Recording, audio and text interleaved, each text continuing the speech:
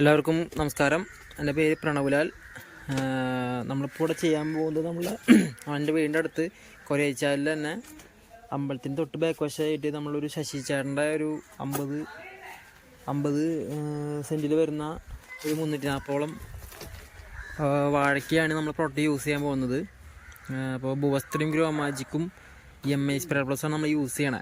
അപ്പോൾ ഒരു വളം ഇപ്പോൾ ഒരാഴ്ച ഈ വളം ഇട്ടിട്ട് അപ്പോൾ നമ്മൾ പ്രൊഡക്റ്റ് വളത്തിനോടൊപ്പം മിക്സ് ചെയ്തിടാൻ പോവാണ്. 50 കിലോ രാജ് ഫോറസ്റ്റാണ് എടുത്തേക്കണേ.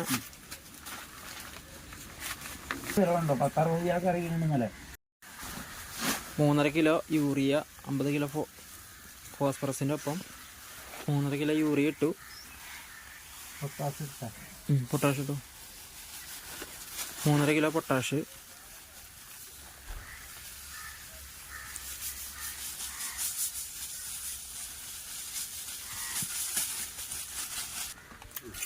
ഇതിനോടൊപ്പം നമ്മൾ ഒരു പാക്കറ്റ് ഭൂവസ്ത്ര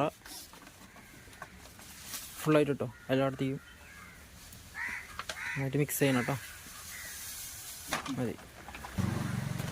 നമ്മളെ ഗ്രോ മാജിക്ക് 50 ഗ്രാം നമ്മൾ ഇട്ടിട്ടുണ്ട്. അത് നമ്മളെ ഗ്രോ മാജിക്ക് നന്നായിട്ട് മിക്സ് ചെയ്തോ കേട്ടോ.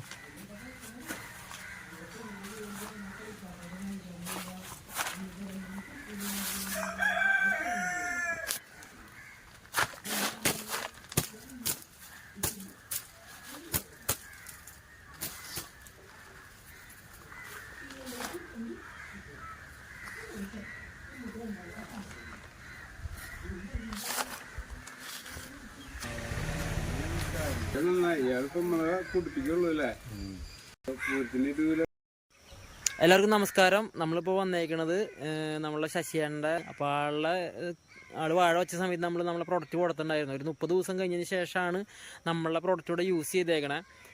അപ്പോൾ ഗ്രോ മാജിക്കും EMI സ്പ്രേ പ്ലസ് ആണ് യൂസ് ചെയ്തേക്കണേ. ഭൂവസ്ത്ര ഇട്ട് കൊടുത്തിട്ടുണ്ട് വളത്തിൻ്റെ ഒപ്പം 18 ഒപ്പം മിക്സ് ചെയ്തിട്ട് ഏകദേശം 20 കിലോ ആണല്ലേ നമ്മൾ എടുത്തേക്കണേ. ഇത് 50 സെൻറ്റ് സ്ഥലം നമ്മൾ യൂസ് ചെയ്തേക്കണേ.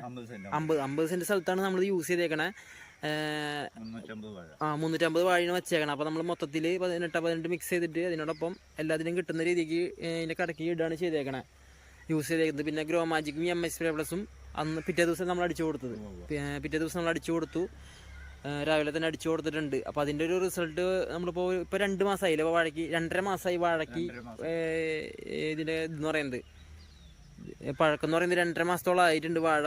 2.5 മാസത്തിൽ നമ്മളെ വന്ന് നോക്കിയ സമയത്ത് നമുക്ക് ഒരുപാട് റിസൾട്ട് ഇവിടെ കാണാൻ സാധിച്ചു. അത് നമുക്ക് നമ്മളുടെ ശശിചേട്ട വാക്കുകളിലൂടെ നമുക്ക് കേൾക്കാവുന്നതാണ്. ഓക്കെ. ഹലോ, എൻ്റെ പേര് ശശിയെന്ന്, കൊരച്ചാൽ മാടപ്പള്ളി വീട്. അത് 1 മാസം കഴിയാൻ പോകുന്നു വളമിട്ടിട്ട്. നല്ല ഇത് വാഴയായിട്ട് വരുന്നുണ്ട്. ഇലയ്ക്കോ തണ്ടിനോ അടിപ്പട്ടയ്ക്കോ ഒന്നിനും പഴുപ്പോ കരിച്ചിലോ ഒന്നും ഉണ്ടായിട്ടില്ല. മുന്നുണ്ടാകാറുണ്ട്. മുന്നേ കഴിഞ്ഞാലും വാഴ വെച്ചിട്ട് അടിപ്പട്ട കരിഞ്ഞു, വാഴയ്ക്ക് കരുത്ത് വന്നില്ല. നാടൻ വളമാണ് ഞാൻ കൂടുതൽ ചെയ്യുക. ഇംഗ്ലീഷ് വളം കുറവോ ചെയ്യാറുള്ളൂ എല്ലാ കൊല്ലവും. ഇത് പരമാവധി ഇനി മരുന്നടിക്കാറുണ്ട്. അത് 5-ാം തീയതി 6-ാം തീയതിക്കുള്ളിൽ അടിക്കും. അങ്ങോട്ട് അടിച്ച് നോക്കട്ടെ. ഞങ്ങൾ പരമാവധി വിജയിക്കും എന്നുള്ള ധാരണയാണ് എൻ്റെ അഭിപ്രായം. തീർച്ചയായിട്ടും. അപ്പോൾ ഇതാണ് നമ്മളെ ഒരു റിസൾട്ട് എന്ന് പറയുന്നത്. കരിച്ചിലോ മറ്റുള്ള കാര്യങ്ങളോ കാണാൻ സാധിക്കുന്നില്ല. അടിവശത്ത ഇലകൾക്കൊന്നും തന്നെ കാണാൻ സാധിക്കുന്നില്ല. നല്ലൊരു റിസൾട്ട് കിട്ടിയിട്ടുണ്ട്. 350ഓളം വാഴയാണ് വച്ചേക്കണത്, ടോട്ടൽ വച്ചേക്കണത്. അവിടെ 2 പട്ട കഴിഞ്ഞില്ല. അത് ചിലത് അങ്ങനെ പോയിരിക്കാം. പിന്നെ ഈ മരുന്നടിയിൽ ആ പമ്പ് ശരിയല്ല. ആ ഇത് നോക്കുന്നു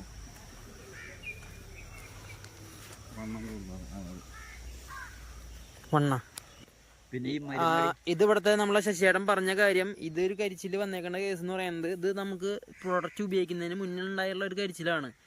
പക്ഷെ നമ്മളെ പ്രോഡക്റ്റ് ഉപയോഗിച്ചതിന് ശേഷം അത് കയറി പോവോ മറ്റുള്ളതിലേക്ക് കൂടുതലായിട്ട് വ്യാപിക്കുകയൊന്നും ചെയ്തിട്ടില്ല. അത് അങ്ങനെ തന്നെ നിൽക്കുകയാണെന്നുള്ളതാണ് പറഞ്ഞേക്കണം അല്ലേ? അതെ അല്ലേ ശശിയേട്ടാ? ഓക്കെ. അത് മാത്രമല്ല, അടിച്ചതിന് ശേഷം വാഴയുടെ ഇലയ്ക്ക് നല്ല വീതി, ആരോഗ്യം, പച്ചപ്പും വന്നിട്ടുണ്ട്. കരിച്ചില് കുറഞ്ഞിട്ടുണ്ട്. അടിയിൽ കടയ്ക്ക് നല്ല വണ്ണവും വന്നിട്ടുണ്ട്.